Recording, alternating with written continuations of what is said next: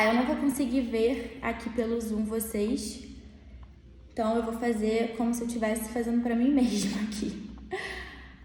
Então, gente, basicamente, foi o que a professora Carmen falou. A gente acabou se encontrando até numa situação um pouco de cliente e advogado. E ela descobriu, a gente conversando, a gente descobriu que ela trabalhava na UFRJ e eu fui aluna da UFRJ.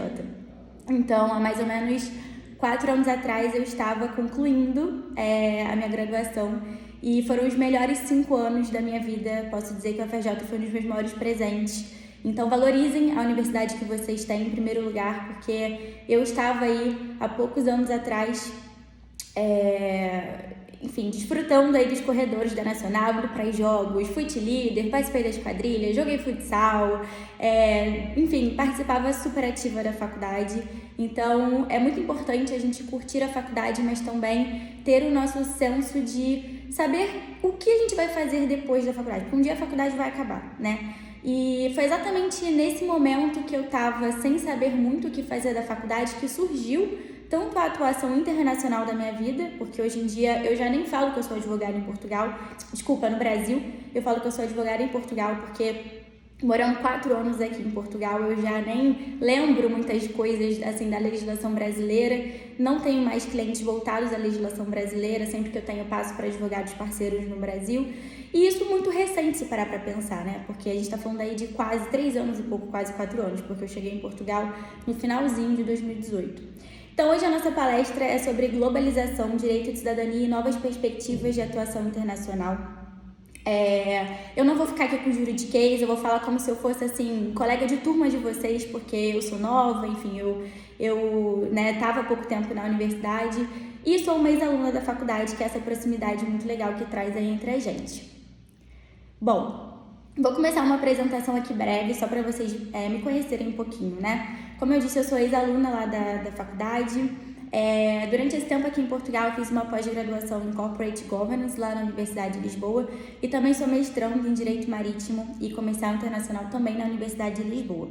Fiz uma especialização pela FGV em Inglês Jurídico, que foi extremamente essencial hoje em dia porque eu atuo aqui em Portugal, e estou finalizando um curso especializado em Marketing Jurídico numa universidade da Espanha. Desde 2020 também eu me associei à International Law Association, a Sociedade Portuguesa de Direito Internacional. E eu cheguei em Portugal em 2018, mas a partir de 2019 eu comecei realmente, a partir do meio do ano de 2019, eu comecei a atuar como uma advogada aqui em Portugal. E aí no finalzinho da palestra eu vou explicar como que funciona, burocracias, requisitos, custos, tudo para vocês terem uma ideia, né? Então, eu trabalhei 2 anos numa empresa portuguesa. Foi ali que eu tive noção real do direito português. E não só do direito português, que a gente pode falar aí da questão empresarial, trabalhista, várias áreas, mas também em relação ao direito migratório, que é uma coisa que não é falada hoje em dia nas universidades, né? Acho que ninguém nunca deve ter ouvido falar, se bobear, da versão do direito migratório. E é algo que tem sido muito trazido exatamente por conta dessa globalização que eu vou explicar mais à frente. Então pronto, quando eu trabalhei como advogada da startup, foi ali que eu tive muita referência de networking, fiz a minha clientela, minha cartela de clientes, trabalhei 2 anos nessa empresa, consegui um prêmio que na época eu fiquei, o primeiro lugar era 10 mil euros, o segundo lugar era 5 mil euros, foi um pitch em inglês, um desafio super grande para mim, e eu consegui ganhar, eram 10 concorrentes, né, 10 mulheres apresentando seus projetos.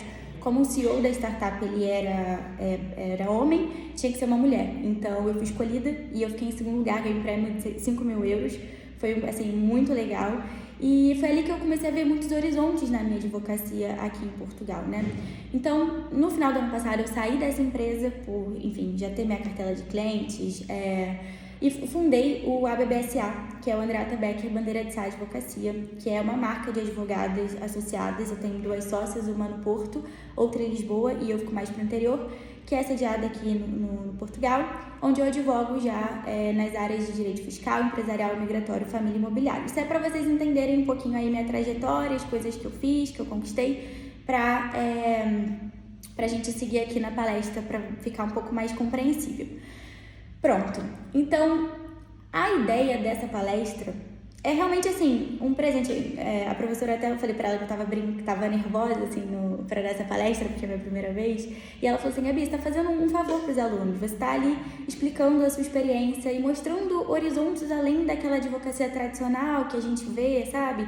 E exatamente a gente estar agora numa palestra online, que eu estou em Portugal, em outro fuso horário, e vocês estão aí majoritariamente, eu acho que no Rio de Janeiro, isso já mostra os efeitos da globalização. E eu posso dizer que Portugal está sendo um país que está extremamente globalizado, no sentido de que está tendo muitas alterações legislativas para a entrada de imigrantes de forma legal, principalmente de países que falam língua portuguesa. Essa questão do direito internacional, lá quando eu trabalhava, não sei se vocês conhecem, eu trabalhei no Castro Barros, que é um escritório aí no Rio. Quando eu vim para cá já era advogada nesse escritório. E a minha ideia era vir fazer um mestrado em Direito Marítimo para voltar para o escritório e atuar nessa área. E no Direito Marítimo eu precisava do inglês, né? Porque era uma área muito internacional, que ligava ali, a relação era entre fronteiras, entre transportes de mercadorias e tudo envolve uma área muito internacional. Então, só que eu comecei a ver que além de determinadas áreas que no Brasil eram internacionais, eu podia também ser uma advogada fora do Brasil.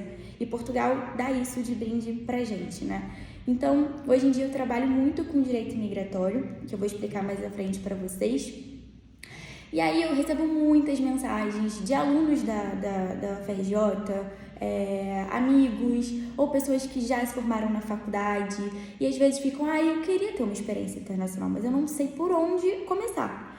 E aí eu coloquei aqui nesse slide para vocês, porque é mais mesmo uma conversa, né? Não é nem uma palestra assim, teórica com artigos e leis, é mais mesmo uma conversa, então por onde começar, né?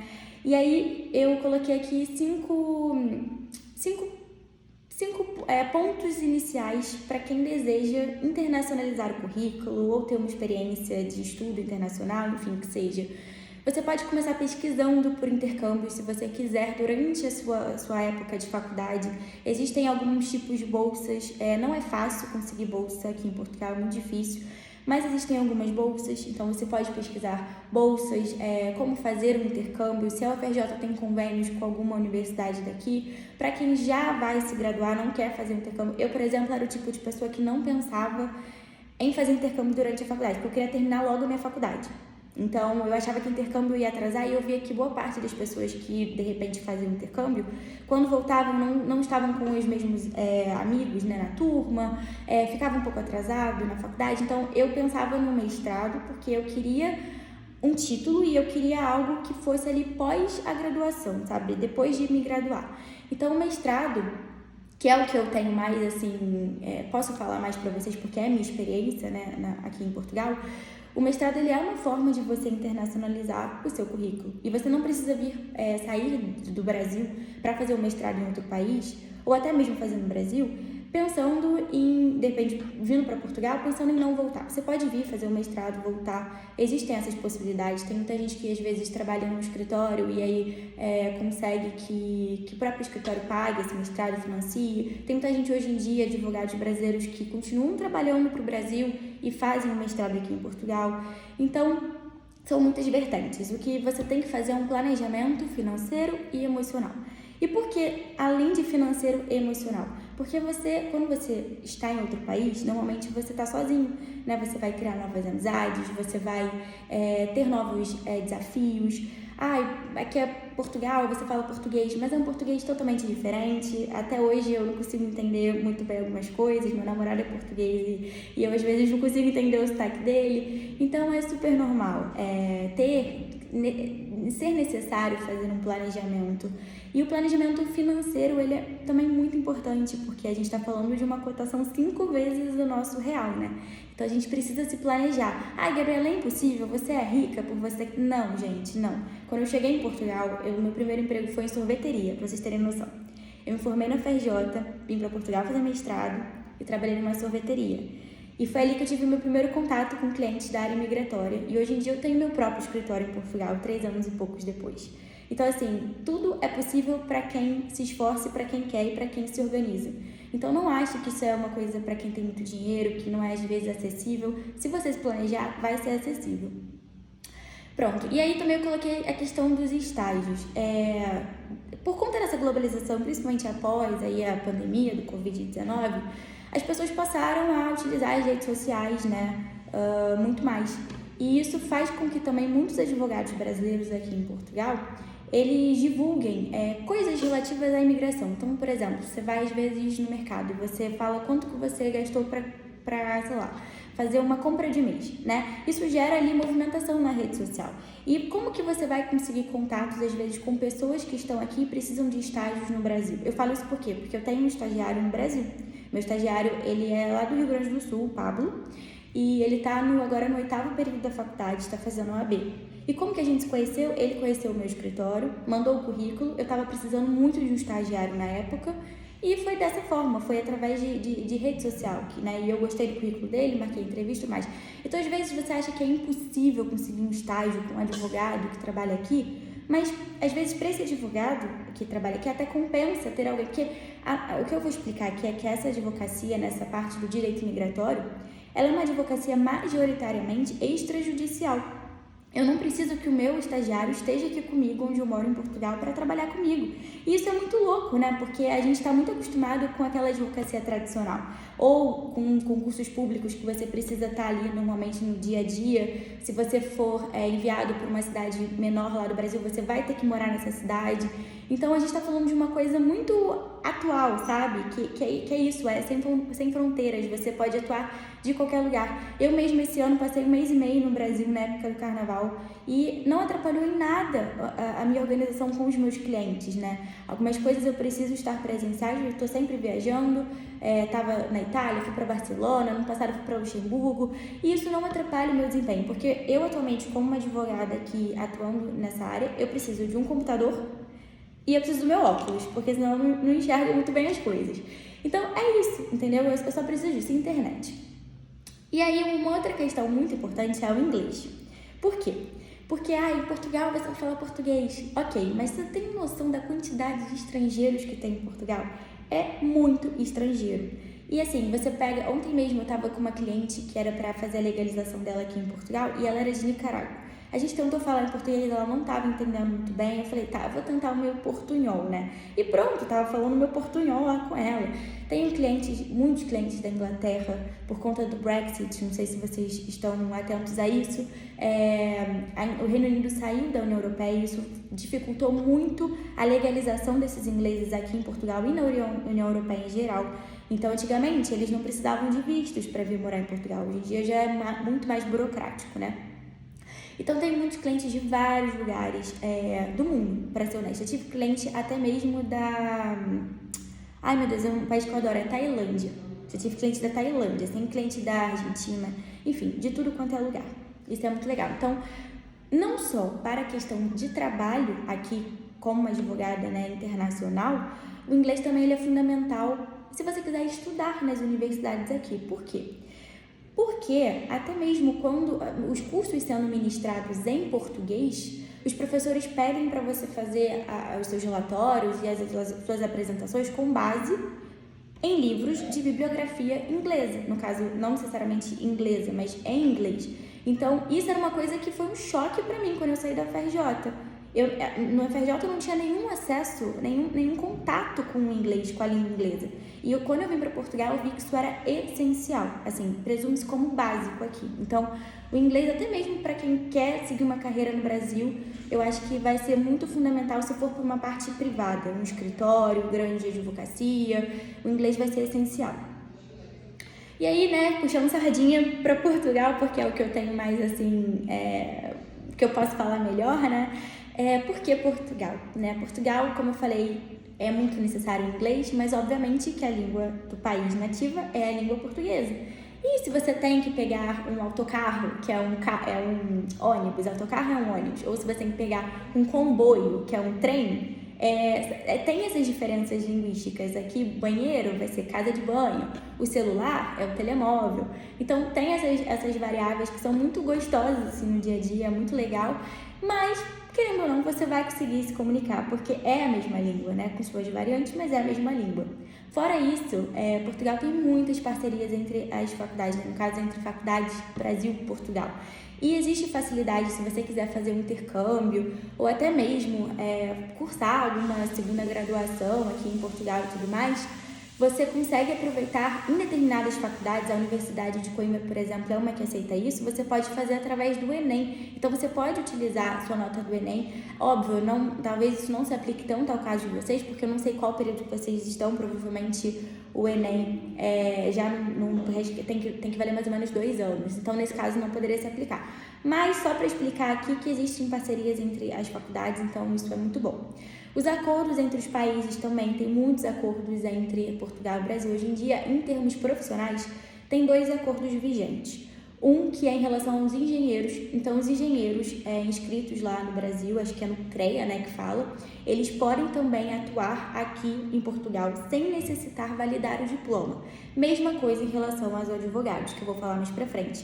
Gabriela, você precisou validar diploma para advogar em Portugal? Não, eu não precisei validar diploma. Existe um acordo entre a Ordem dos Advogados Portugueses e a Ordem dos Advogados do Brasil, que possibilita que advogados portugueses possam advogar no Brasil e advogados brasileiros possam advogar em Portugal.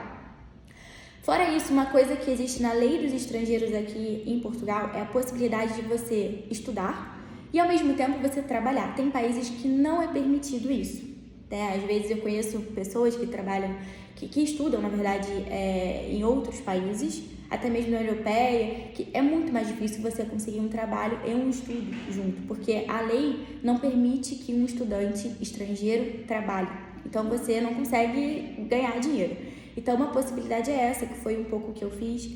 Quando eu cheguei, eu já trabalhei em outras áreas para ganhar ali o euro, né, para conseguir me manter. Então, isso é muito interessante, isso é muito bom, porque o país te possibilita, óbvio, você vai ter que comunicar o STEF, que é o Serviço Estrangeiros e Fronteiras, que é como se fosse a nossa Polícia Federal no Brasil, que trata aí dos estrangeiros no Brasil.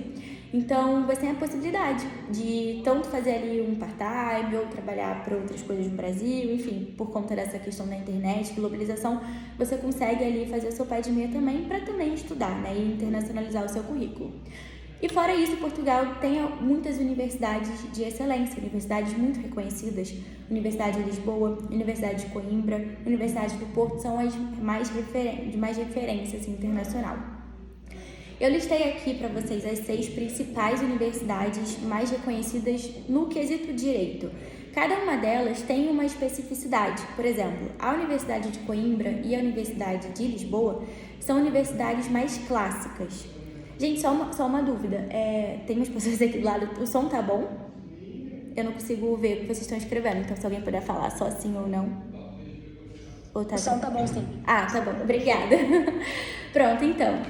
A Universidade de Coimbra ela é a mais clássica, assim como a Universidade de Lisboa, né? São universidades mais tradicionais. A gente poderia falar que no Rio seria, por exemplo, a UERJ ou a UFRJ. São universidades mais, assim, mais tradicionais mesmo. A Universidade Católica de Lisboa, ela segue muito mais um pouco a PUC, e a Universidade Nova de Lisboa seria mais ou menos a FGV. Tô tentando fazer uns comparativos a nível Rio de Janeiro, né? Porque a FGV, pelo que eu saiba, ela é mais business law, é tipo, mais coisas, negócios, parte empresarial. E a Nova de Lisboa tem um pouco essa força, assim, né, nessa área. A Universidade do Porto, ela já é muito forte no penal, e a do Minho não tem, assim, nenhuma área específica de referência. Qual é a diferença entre essas universidades? Várias coisas. Localização, e a localização implica em quê? Custo de vida. Porque Lisboa é a capital de Portugal. Então, Lisboa vai ser muito mais caro do que, por exemplo, se você morar em Coimbra ou se você morar no Porto, né? E o Minho fica ali um pouco acima do Porto, fica bem mais para cima, fica quase na fronteira da Espanha com Vigo. Então, é mais frio, o custo de vida é mais baixo e provavelmente é uma cidade menor, né? Então, quando a gente faz a pesquisa também para escolher o tipo de curso que a gente vai fazer, é importante a gente analisar várias coisas, porque a gente vai ser um estrangeiro naquele país. Então, a gente vai ter que avaliar muitas coisas, né? Além de só tentar um mestrado no Brasil, você vai ter que avaliar o custo de vida naquela cidade, como você vai fazer para se manter, quanto que cada universidade vai cobrar, e aí tem uma questão. Os valores dos mestrados não são iguais para todas elas. Por exemplo, a Universidade de Lisboa, ela tem valores iguais para estrangeiros e para portugueses ou nacionais da União Europeia. Já a Universidade de Coimbra tem valores quase que o triplo para estrangeiros. Então, se você não tem uma nacionalidade europeia, você vai pagar muito mais do que um português. E a gente está falando assim de 3, 4 vezes o valor. Então, tudo isso tem que ser muito bem analisado na hora de você escolher para depois você não ter nenhuma complicação. Eu separei aqui umas principais bolsas para o mestrado. Como eu falei, não conheço muitas bolsas para estudantes estrangeiros. Normalmente, os estudantes estrangeiros, eles realmente pagam. Só que tem uma questão, gente. Quando a gente fala de mestrado no Brasil, a gente fala ou de universidades públicas, que você vai estudar muito para passar, ou a gente está falando de mestrados caríssimos. Quando você compara um mestrado no Brasil e o valor de um mestrado em Portugal, você vê que o mestrado em Portugal é bem mais barato do que o mestrado no Brasil, tá? Mas em relação às bolsas de estudos, eu separei aqui a da Universidade de Lisboa e a bolsa DGS, que é uma bolsa que tem em várias universidades. E os destinatários, né? Estudantes nacionais, ou seja, estudantes portugueses, europeus ou equiparados. O que seriam os estudantes equiparados? O que acontece? Existe um acordo entre Portugal e Brasil que pessoas que já são residentes aqui conseguem o Estatuto de Igualdade e Direitos. O que acontece? Você não é um português, mas você pode votar, você pode concorrer a concursos públicos, você tem direitos de um cidadão português, mas você não é um português, por conta desse acordo entre os países. Só que você só consegue isso depois que você reside aqui em Portugal. E até mesmo para você conseguir, demora cerca de 1 ano. Ou seja, não dá para você solicitar o equiparado morando no Brasil. É para quem já está aqui, então não se aplicaria de qualquer forma. E aí, já vou puxar sardinhas aí, né? Enfim, Ai, até me confundi aqui, fiquei nervosa. Vou puxar sardinha aqui para a nacionalidade portuguesa. Por quê? Porque muitas vezes a gente tem até um direito a uma nacionalidade portuguesa e não corre atrás disso, a gente não sabe. E quando a gente pensa em querer, a nível Europa, né, até a nível Estados Unidos mesmo, por quê? Quando a gente quiser visitar os Estados Unidos, por exemplo, e a gente tiver uma nacionalidade portuguesa ou europeia, a gente não precisa solicitar um visto. Existe uma facilidade muito grande quando você se torna um nacional europeu. E às vezes a gente tem direito a uma cidadania italiana, que é o mais comum entre os brasileiros. Às vezes tem a cidadania italiana, ela não tem limite. Não pode ser seu tataravô italiano, tem que construir lá a árvore genealógica para aí você conseguir dar a entrada. Tem a forma judicial, tem a forma administrativa. E a nacionalidade portuguesa, que é o que eu atuo também aqui em Portugal, que mais pra frente eu vou falar que é um tipo de serviço também envolvendo direito migratório. É um trabalho completamente extrajudicial que pode até mesmo virar judicial, porque a partir do momento que pode existir um indeferimento de uma nacionalidade, você pode recorrer, e esse recurso vai ser tratado na via judicial. Então, e aí falando da questão administrativa, que a professora Carmen falou no início, né, para ela ser professora dessa área, existem várias atuações aqui em Portugal. Como eu falei, eu não preciso estar no tribunal, eu não preciso ficar sustentando para os desembargadores, eu não preciso estar ali numa vivência de escritório todos os dias, não sei se ainda usam esse termo, mas na minha época era boletando os processos judiciais. No escritório que eu trabalhava com contencioso civil. Eu trabalhava basicamente 10 horas por dia. Eu acho que se tiver alguém que trabalha em escritório de advocacia grande vai saber como é que é no Rio. Praticamente no final da faculdade, são 10 horas, você praticamente nem vai para as aulas direito. E era só judicial, eu não via absolutamente nada extrajudicial, né? E hoje em dia, a maior parte do meu trabalho é extrajudicial, mas também tem coisas judiciais que eu vou explicar mais pra frente. Então, quem tem direito à nacionalidade portuguesa? Se você é neto de alguém que é português, né, do seu avô, sua avó, se você é filho, posso ser bisneto de português? Sim, no caso, a nacionalidade portuguesa, você só pode solicitar até neto. Então, se o neto desse português, que é sua mãe ou seu pai, estiverem vivos, você pode solicitar a do seu pai ou da sua mãe como neto e depois transferir para você como filho, tá? Então, existem diversas modalidades da nacionalidade portuguesa. Por exemplo, eu moro em Portugal há quase 4 anos. Ano que vem eu vou morar aqui há 5 anos. Com 5 anos, o tempo de residência legal em Portugal, eu já posso aplicar para minha nacionalidade portuguesa. Porque no meu caso, a família do meu pai é de Açores, que é aqui de Portugal, mas era minha tataravó. Ninguém na minha família tirou a nacionalidade portuguesa. E hoje em dia, inclusive, eu preciso renovar a minha autorização de residência, que é o que me torna uma brasileira legalizada em Portugal.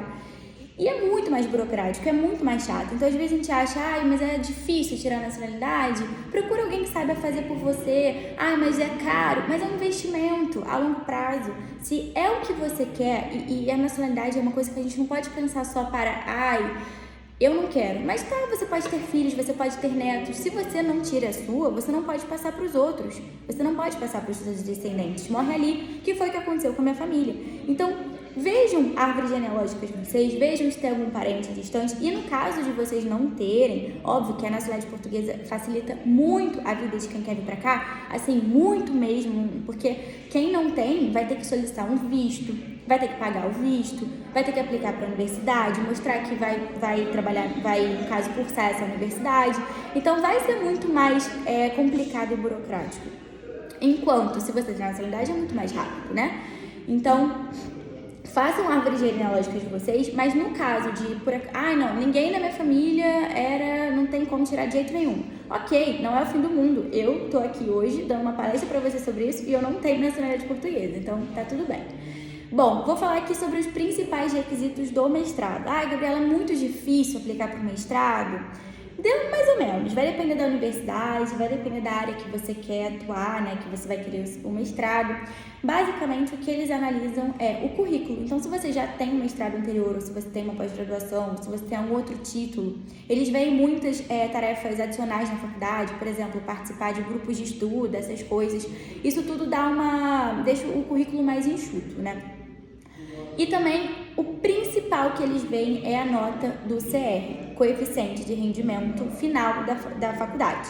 Então, quando você vai aplicar para o mestrado, eles pedem nos documentos, né, que você entregue o seu histórico escolar com a data lá do seu CR final e também o seu certificado de conclusão da faculdade. Para vocês terem noção, vocês podem se inscrever, inclusive, antes de concluir a universidade.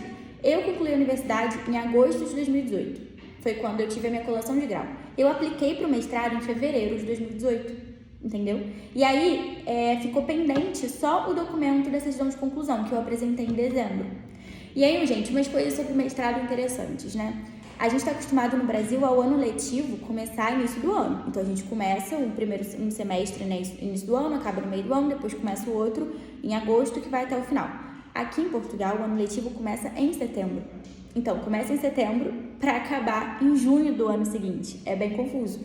Uma outra coisa interessante, tem as escalas dos valores do CR. A gente está acostumado no Brasil a ser de 1 a 10. Aqui é de 0 a 10, né? Aqui é de 0 a 20. Então, por exemplo, eu tirei 9 no Brasil, isso equivale a 18 em Portugal. Eu tirei 5 no Brasil, isso equivale a 10 de 20 em Portugal, tá? Mas, para efeitos de análise para aplicação para o mestrado, eles compreendem essas variações, então não tem nenhum problema. Todos os documentos, quando você apresentar para o mestrado, tem que estar apostilados pela Convenção de Haia. O que é a apostila da Convenção de Haia? É um acordo entre vários países, né? Uma convenção entre vários países, Convenção de Haia, que vários países são signatários. Então, por exemplo, eu tenho clientes de países diferentes. Tem cliente da Irlanda, tem cliente da Inglaterra, vamos supor. Eu tenho quase certeza disso, tá, gente? Que é muito país na cabeça e fez confuso. Mas eu tenho quase certeza que a Irlanda, ela não participa dessa convenção. O que essa convenção ela faz? Ela faz com que um documento brasileiro, ou seja, um documento emitido no Brasil, um histórico escolar da faculdade de vocês no Brasil, que quando ele é apostilado pela Convenção de Haia, ele vai ser válido igualmente aqui em Portugal, ou na Espanha, ou em todos os países que são signatários dessa convenção, tá? Então, por exemplo, preciso apresentar meus documentos brasileiros aqui. Eles só vão ser válidos se estiverem apostilados pela Convenção de Haia, tá? E aí, isso é importante na minha atuação como advogada aqui, por quê? Porque eu tenho clientes de vários países, então às vezes eu preciso ver como aquele documento que precisa apresentar aqui em Portugal. Aqui sempre solicitam antecedentes criminais dos clientes. Então, eu tenho um cliente da Irlanda, ele vai precisar apresentar aqueles antecedentes criminais aqui em Portugal. Então, eu vou ter que ver como que esse documento vai se tornar legal aqui em Portugal. Eu tenho que fazer a tradução desse documento e a certificação da tradução. Então, assim, eu amo trabalhar com essas coisas de vários países, trabalhar com vários setores e aqui eu consigo fazer isso. Então, eu acho isso muito legal, que é uma área realmente que eu jamais imaginar na faculdade. E aí, uma coisa que eu observei durante o mestrado, né? Uma coisa que eu acho que tem diferenças entre o tipo de ensino em Portugal e o tipo de ensino no Brasil. Uma coisa que eu me sentia muito boa quando eu estudava na FRJ e trabalhava no escritório era escrevendo peças. Eu me sentia muito boa escrevendo, tanto que até hoje eu melhorei minha oratória, mas eu sou muito melhor escrevendo um e-mail, eu sou muito melhor fazendo uma petição do que falando. Eu não me sentia treinada na FRJ na minha oratória. Acho que eu posso contar no dedo, assim, 2 vezes, talvez no iniciozinho da faculdade, naquelas aulas de... Nem lembro, acho que era metodologia, sei lá, que eu tinha... que fazia apresentações e debates e tal. Normalmente a gente escuta muito, faz prova, né? E assim, tem que escrever, a gente não pratica muito provas orais. Engraçado, a única prova oral que eu tive na universidade até hoje foi com um professor português, que era um professor de Direito Internacional, não lembro se era DIPRE ou se era DIP, acho que era público, que era um professor português, que ninguém gostava dele, inclusive, e ele, engraçado, era isso, agora eu tô até lembrando, gente, falando isso com vocês, não lembrando, que foi a única prova oral que eu tive na faculdade, e o professor era português. Olha que doido, né? Por quê? Porque nas universidades portuguesas você tem que o tempo inteiro estar falando. No mestrado, então, meu Deus do céu, você tem que ler, você tem que entender e você tem que explicar. E o professor vai passando de um em um para poder falar. Provas, não são provas, né? Mas ele avalia nosso oratório, ele avalia o nosso conhecimento falado. Não, tem mestrado, inclusive, que é um mestrado em ciência jurídica, que você não faz prova. Mas, apesar de não fazer prova, eu considerei muito, muito, muito mais difícil do que o mestrado que eu fazia prova, né? No caso do mestrado de prática jurídica, pelo menos é a referência que eu tenho de colegas meus. Então, para mim, o mestrado foi muito mais difícil por conta disso, porque às vezes você tá numa aula, ou até agora você tá assistindo minha palestra, você tá aí mexendo no celular, tá fazendo outra coisa, não tá se ligando, porque a pessoa tá ali falando e você tá, né, pode estar em outro mundo. Agora, quando você precisa também expor o que você sabe falando, você é obrigado a entender sobre o assunto. Então, aqui é essa metodologia de ensino, e eu acho isso muito mais difícil, né? E outra situação em relação ao mestrado que eu observo, assim, notei, né, é que pelo menos no mestrado, que é o meu da Universidade de Lisboa, é um estudo muito mais solitário, porque é você e o livro, basicamente, sabe? O professor, no mestrado, eles não vão ficar te ensinando muito sobre os assuntos. O mestrado é assim, olha, tenho esse acórdão aqui italiano, quero que você... Aí você tem que traduzir o documento, tem que ver como é que funciona, e ainda por cima, tem que depois fazer uma apresentação sobre aquilo. Então, dificilmente você vai ter ali o professor falando as coisas pra você fazer. É um estudo solitário, tá? Ele vai te passar o que é pra fazer e você vai resolver sozinho. E aí, como a professora Carmen falou no início, a ideia aqui é a gente transmitir possibilidades de conhecimentos além do tradicional que a gente já está acostumado a ouvir na faculdade. Então, o que a gente está muito acostumado a enxergar na faculdade? Que eu posso ser um advogado que trabalha numa empresa no Brasil, ou que eu posso ser um procurador, ou que eu posso estudar para ser um concurso público, ou seguir a carreira como juiz, fazer emerge, sei lá, ou posso advogar no escritório de advocacia e depois de muitos anos tentar ser sócio naquele escritório, ou até mesmo ser um advogado autônomo, né? São as vertentes mais comuns, assim, que a gente vê da atuação de um bacharel em direito, né? Concurso público ou ser advogado, e aí a gente esquece que existe, a gente nem sabe que existe a possibilidade de uma atuação internacional. Então, como que funciona essa advocacia internacional? Atualmente, o único país que aceita, um país que vai aceitar advogados brasileiros a advogarem também nesse país é Portugal. Não existe outro, né? Por conta desse acordo que eu falei entre as ordens de advogados. O que você precisa para advogar em Portugal? Você precisa ter a sua inscrição ativa na OAB, ou seja, para você advogar em Portugal é requisito que você seja advogado no Brasil. Sem isso, você não consegue advogar em Portugal. Eu posso ir fazer um mestrado e depois tentar fazer direto aí a ordem dos advogados portugueses? Você pode, mas é muito mais difícil, porque você vai ter que fazer a OAB portuguesa, que você não tem a mínima ideia como é a legislação. Então, e fora que aqui também você vai ter que fazer um estágio, enfim, é muito mais complicado. Então, se a sua ideia é, no futuro, advogar em Portugal e tal, você pode fazer essa inscrição, mas tem que ter a OAB, tá bom? Então, tem muitas pessoas, às vezes, que vêm falar comigo e falam assim, mas eu ainda não tenho meu OAB, mas eu quero muito advogar. Eu falo, se concentra aí no Brasil, termina essa OAB, porque isso vai agilizar o seu caminho para depois vir para cá, tá? Quando você faz essa inscrição na Ordem dos Advogados aqui em Portugal, você tem que comprovar que você não está devendo nada para a OAB.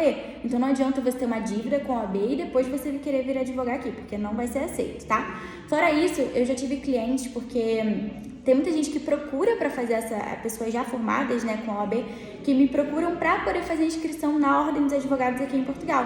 E tem gente que às vezes tem dupla nacionalidade, é português e brasileiro. Então, quando você faz a inscrição, você tem que ter nacionalidade brasileira. Já aconteceu também de um cliente, acho que ele era mexicano, mas ele era graduado em Direito no Brasil. Mas ele não tinha nacionalidade brasileira. Ele não pode, mesmo sendo graduado no Brasil. Tem que ser brasileiro.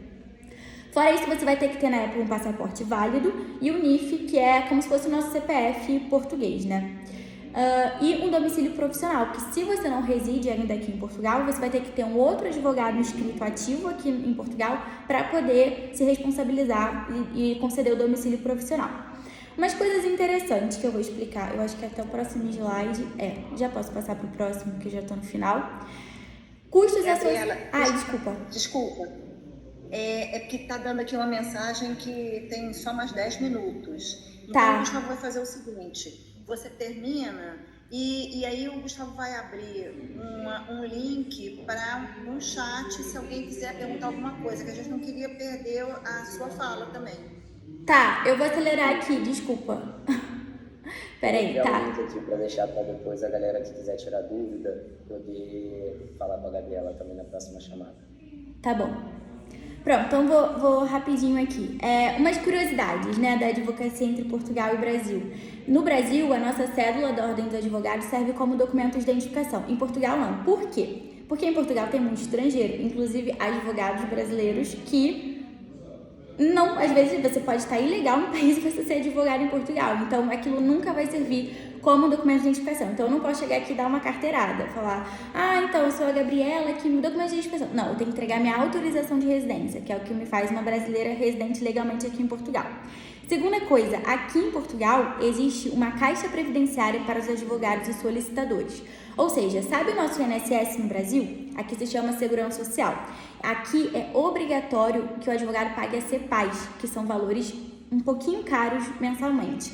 Então, aqui a gente não tem que pagar o nosso INSS ou a Segurança Social, né? A gente tem que pagar a CEPAS, que é obrigatório. Outra coisa interessante é que no Brasil a gente tem a figura do defensor público, para quem não tem, né, condições de pagar um advogado. Em Portugal não existe a figura do defensor público. Quem são esses defensores públicos? São os próprios advogados da região. Então, por exemplo, chega alguém que não tem condição de pagar um advogado.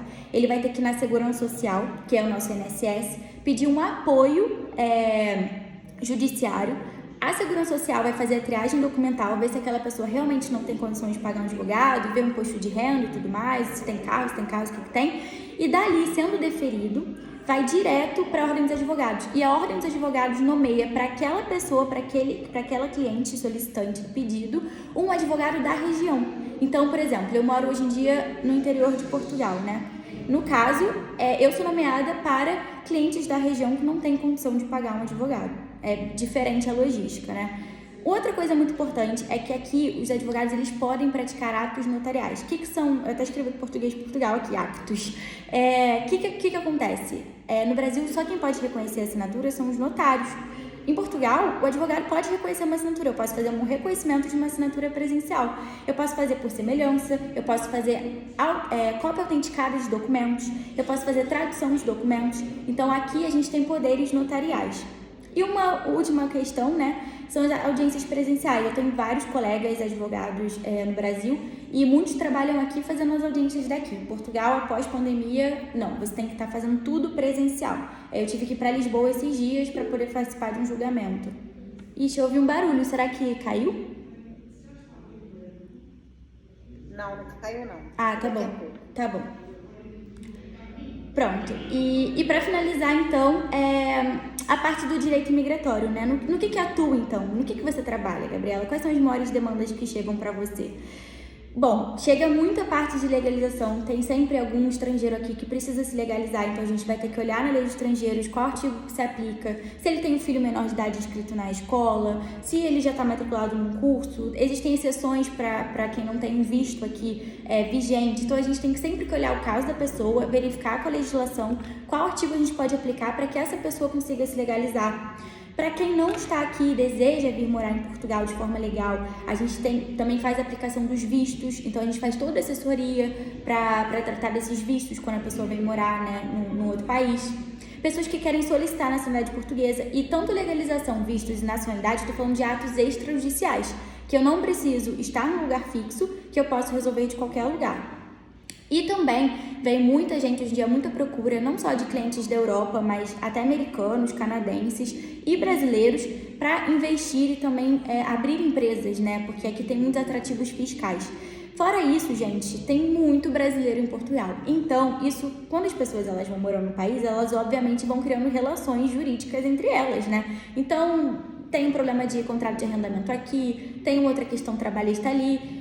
Fora a questão dos nômades digitais, que hoje em dia é super comum, né? Tem gente que às vezes não mora nem num país nem outro, fica residente fiscal num país e de 6 em 6 meses fica em outros países. Então ali precisa fazer uma consultoria fiscal, um planejamento para ver onde que vai pagar menos imposto e tudo mais. Então essas são as áreas que são mais frequentes, assim, né? E que mais atuam. Bom, é isso. Eu cheguei na parte das dúvidas, aí eu saio, como é que eu faço? Não, acho que você pode ficar, né? Se alguém quiser fazer agora alguma colocação. Tá. Pronto, então eu coloquei aqui de qualquer forma o meu e-mail. Se alguém quiser mandar e-mail, também tem Instagram, que eu sei que o pessoal é bem ativo. E é isso, gente. Alguém tem alguma dúvida?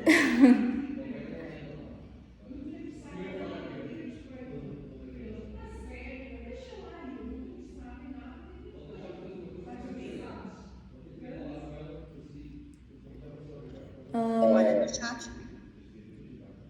Pode falar, Gustavo.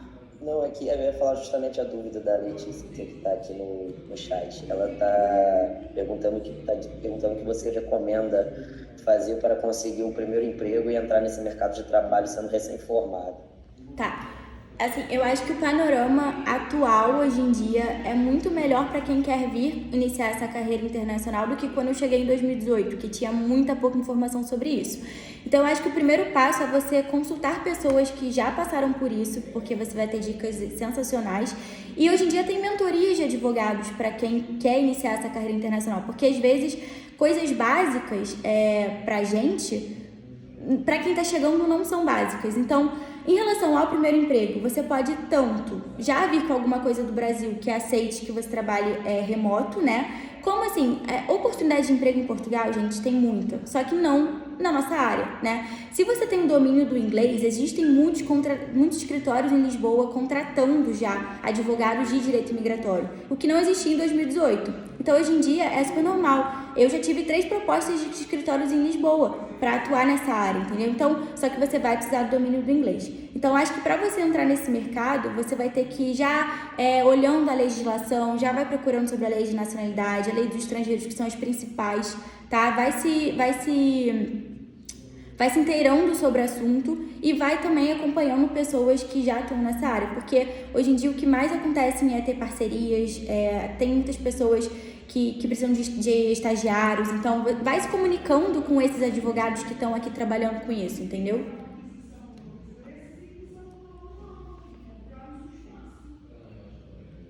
Foi?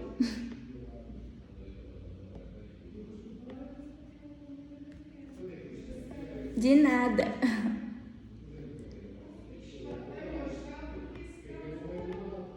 Tem mais alguma pergunta?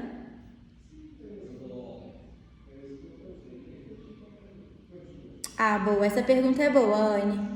Então, sim, tem. O meu CR, por exemplo, era 7.8. Eu nunca fui um gênio da faculdade. Sempre estava ali, né, na média.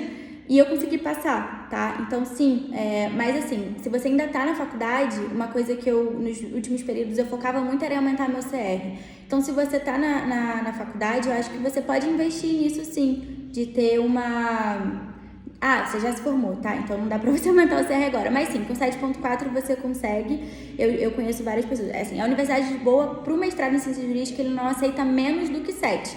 Então, se você tem menos que 7, você já não passa. Mas você pode tentar, por exemplo, de prática jurídica, né? Que é um outro tipo de mestrado que tem provas. Então tá, a gente vai encerrar a chamada. Obrigada, foi um prazer. Deixa eu só agradecer. Gabriela, foi um prazer, foi ótimo. Tem todo esse aspecto prático que você trouxe, foi ótimo e, assim, vai ficar sempre a possibilidade de eles entrarem em contato com você também, né? Sim, se sim. você não tiver mais pergunta, nesse outro link. Eu vou disponibilizar depois o e-mail também lá no grupo da turma, de ADM1 e ADM2, beleza, pessoal? Tá bom. Muito obrigada. Eu que agradeço, gente. Um beijinho. Tchau.